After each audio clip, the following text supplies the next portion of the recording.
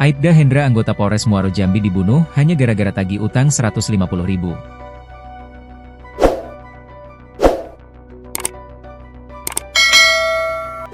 Aibda Hendra anggota Polres Muaro Jambi ternyata dibunuh hanya gara-gara tagih utang Rp150.000. Perkara uang Rp150.000 itu membuat pelaku kesal sampai tega melakukan pembunuhan terhadap anggota polisi di Jambi. Pelaku mengungkap alasannya itu kepada polisi setelah tertangkap hingga dibawa melakukan rekonstruksi ulang di rumah korban. Tersangka pembunuhan tersebut adalah N.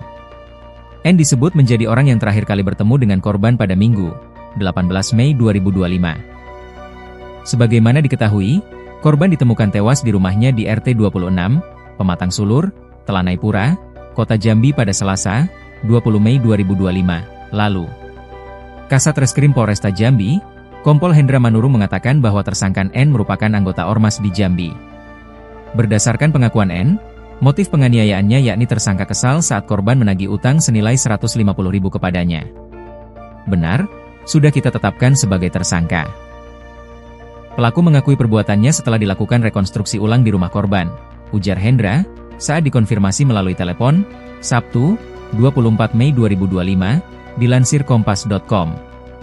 Jadi, hanya perkara uang Rp150.000. Yang punya utang itu si pelaku. Dia kesal ditagih-tagih terus, lanjutnya.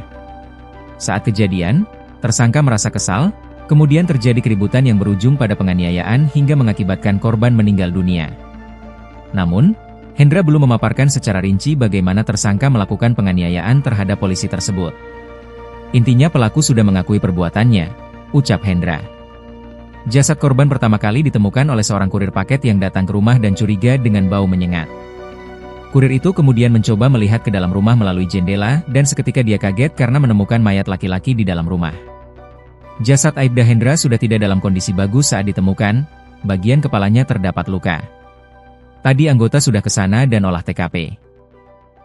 Di tubuh korban diduga ada tanda tindak pidana atau kekerasan di bagian kepala, kata Kanit Reskrim Polsek Telanaipura, Ibtu Suwando PGB, dilansir tribunjambi.com.